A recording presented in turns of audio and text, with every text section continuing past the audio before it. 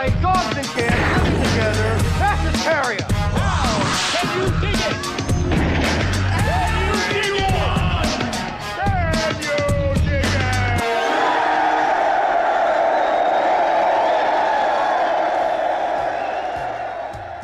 What's up, you maniacs, and welcome back to the Lucid Nightmare. I'm your host, as always, Jay Schatzer, and today I have a really awesome hidden gem for you guys from the 40s. It is Norman Lee's 1940, just really awesome flick. It is Chambers of Horror, aka The Door with the Seven Locks. Just awesome, really cool stuff. And it's got that moody, kind of brooding atmosphere that you just gotta soak up with all its great black and white photography. Cool stuff, so let's jump right in.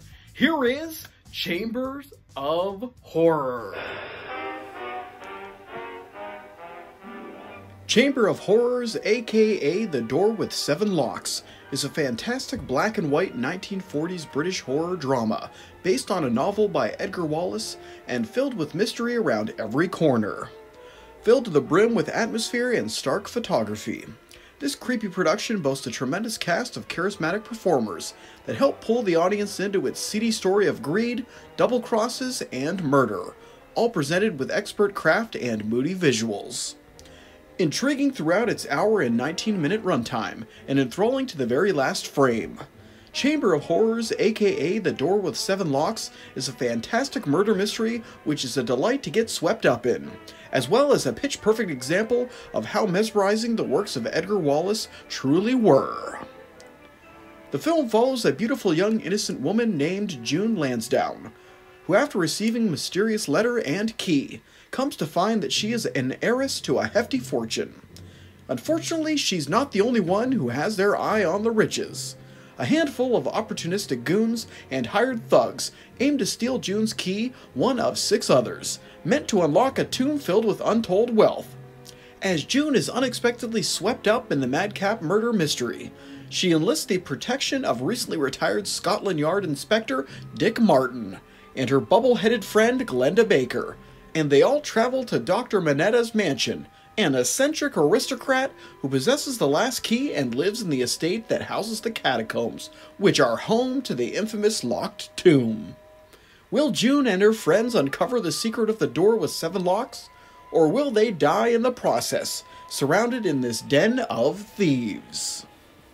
Filled to the brim with red herrings, unabashed innocence, and unscrupulous villains, the cast of Chamber of Horrors is a true delight in murder mystery goodness.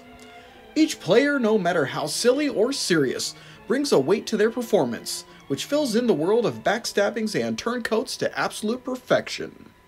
The heavenly heiresses, sadistic sinners, and bold heroes of this wild mystery-filled horror story are Lily Palmer as June Lansdowne, the painfully cute young woman whose world spins wildly out of control after receiving a key to riches.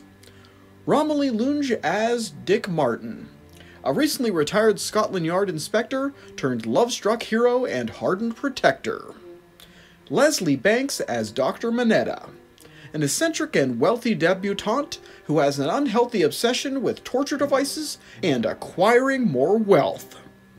Gina Malo as Glenda Baker, June's dim-witted and constant inappropriate friend who's just along for the ride.